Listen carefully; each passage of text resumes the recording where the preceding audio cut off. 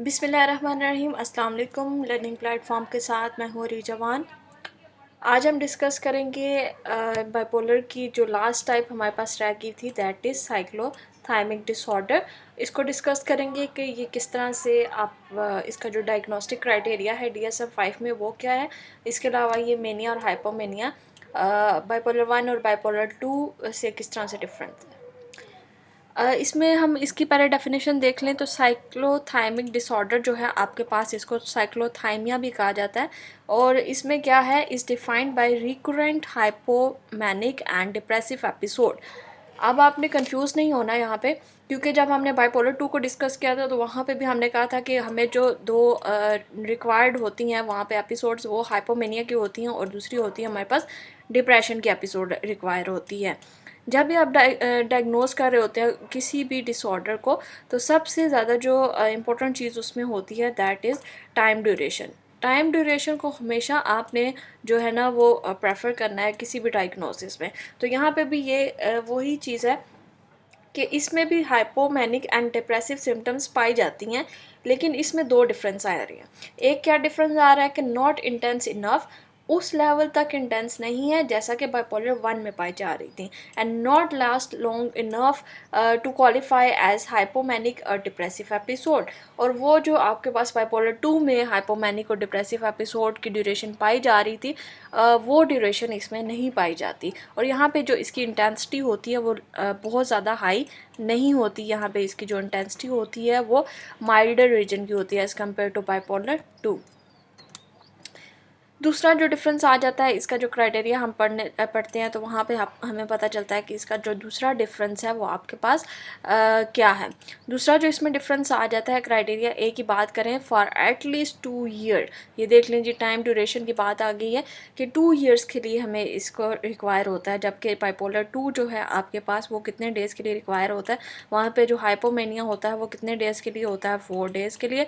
और जो आपके पास डिप्रेशन होता है, डिप्रेसिव डिसऑर्डर एपिसोड होती है, वो 14 डेज़ के लिए होती है। ठीक है, ये आपके पास उसकी ड्यूरेशन है डायग्नोस्टिक के लिए।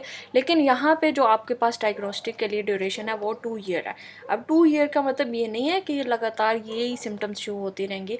यहाँ पे आपको क्या होगा, लेकिन बच्चों में क्या है कि 1 ईयर की ये के लिए ये एरिया का ड्यूरेशन जो होना है वो ज़रूरी होता है। अब इसमें क्या है, there have been numerous period, बहुत सारा ऐसा वक्त भी आता है या ऐसी ड्यूरेशन भी आती है जिसमें गैप भी हो सकता है। ठीक है, जहाँ पे आपको हाइपोमेनिक एपिसोड नज़र आए और वहाँ पे आपको हाइपोमेनिक की जो सिम्टम्स हैं वो अपीयर हो रही हों, लेकिन हाइपोमेनिक का जो क्राइटेरिया है, जो एपिसोड है को मेट करता है, वो आपको नज़र ना आ रहा हो। यानी कि पूरी सिम्टम्स आपको नज़र ना आ रही हूँ हाइपोमेनिया की, लेकिन उसमें से कुछ सिम्टम्स जो हाँ आपको शो हो रही हों पेशेंट के अंदर। इसके अलावा जो डिप्रेशन है वो भी इसी तरह कि डिप्रेशन की सिम्टम्स शो हो रही हैं आपको, जो पीछे हमने क्राइटेरिया पढ़ा था, लेकिन पूरी की पूरी सिम्टम्स वहाँ पे डिप्रेशन की भी शो नहीं हो रही। तो ये आपके पास इस तरह से हो सकता है और ये 2 ईयर्स तक चलता रहता है। ठीक है, कभी मतलब स्लोली आपको बहुत लो लेवल की इसमें जो सिम्टम्स होती हैं ना हाइपोमेनिया की और डिप्रेशन की, वो शो होती हैं 2 ईयर्स के लिए। ठीक है, और इसमें गैप भी आ सकता है और इसमें कम सिम्टम्स भी आ सकती हैं, क्योंकि ये इतना सीवियर नहीं है एज़ कम्पेयर टू बाइपोलर 2। ये कम सीवियर है, जबकि सबसे ज़्यादा सीवियर जो लेवल होता है वो हमारे पास बाइपोलर 1 में मेनिया का पाया जाता है। अच्छा, क्राइटेरिया बी हमारे पास है, during the above 2 year periods या 1 ईयर जो चाइल्ड और एडोलेसेंट में आपने डायग्नोज करने के लिए जो आपको टाइम ड्यूरेशन रिक्वायर है, इसमें क्या है, the hypomania and the depressive period have been present for at least half of the time and the individual have not been without the symptoms for more than 2 months at a time।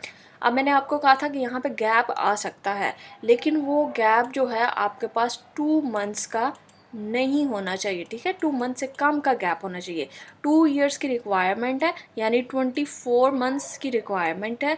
24 months में आपके पास जो symptoms है patient के अंदर वो appear हो रही होती हैं, और इसमें इस दौरान आपके पास 2 मंथ्स कोई भी ऐसे नहीं होने चाहिए जिसमें पेशेंट को सिम्टम ना अपीयर हो रही हों। क्राइटेरिया सी क्या है? For criteria for the major depressive mania and hypomania episode have never been met. इसमें जो आपके पास मेनिया और हाइपोमेनिया का जो क्राइटेरिया और जो मेजर डिप्रेसिव का क्राइटेरिया है वो मेट नहीं होना चाहिए, क्योंकि ये एक बहुत ही माइल्डर इसका फॉर्म है हाइपोमेनिया और डिप्रेसिव एपिसोड का। ये इनफ सीवियर फॉर्म नहीं होता, और क्योंकि इसकी ड्यूरेशन जो है वो ज़्यादा होती है। नेक्स्ट क्राइटेरिया नंबर डी जो है आपके पास, that is the symptoms in criteria A have not been better explain by. ये वही क्राइटेरिया है जो हम ऑलरेडी डिस्कस कर चुके हैं बाइपोलर 1 और बाइपोलर 2 में भी, मेनिया में भी, हाइपोमेनिया में भी, कि ये जो सिम्टम्स आपको रिक्वायर हो रही हैं क्राइटेरिया ए के अंदर, यानी 2 ईयर का टाइम ड्यूरेशन रिक्वायर है, और हाइपोमेनिया और डिप्रेशन की जो एपिसोड है वो किस तरह से अपीयर हो रही हैं, ये जो क्राइटेरिया आपको शो हो रहा है, ये आपके पास जो है वो दूसरे डिसऑर्डर शिज़ोफ्रेनिया, शिज़ोस्पेक्ट्रम एंड शिज़ोअफेक्टिव में शो नहीं होने चाहिए, डिलीजन डिसऑर्डर में भी ये शो नहीं होने चाहिए। जो क्राइटेरिया ई है आपके पास, the symptoms are not attributable to the physical efforts. या आपने हिस्ट्री ले लेंगे तो आपको पता चल जाएगा कि ये किसी सब्सटेंस अब्यूज़ का या मेडिकेशन का या किसी अदर मेडिकल कंडीशन या ट्रीटमेंट का आपके पास तो नहीं है, जिसकी वजह से अफेक्ट तो नहीं है जिसकी वजह से ये सिम्टम्स शो हो रही हैं।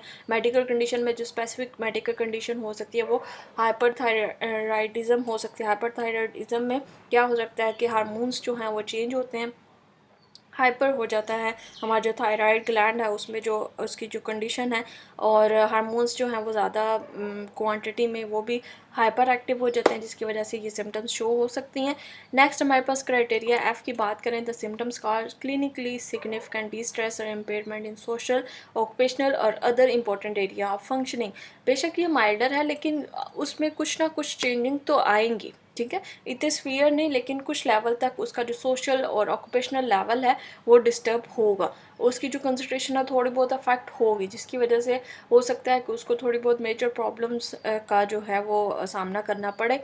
तो ये थी इसके जो डायग्नोस्टिक क्राइटेरिया है, इसको फुलफ़िल करने के बाद आप साइक्लोथाइमिक डिसऑर्डर को डायग्नोस कर सकते हैं। Thank you so much for watching my video. I hope कि ये वीडियो आपके लिए हेल्पफुल रही होगी। लाइक कीजिएगा, सब्सक्राइब कीजिएगा। मिलते हैं अपनी नेक्स्ट वीडियो में जिसमें हम बाइपोलर के स्पेसिफायर्स को डिस्कस करेंगे। तब तक के लिए फ़ी मान अल्लाह।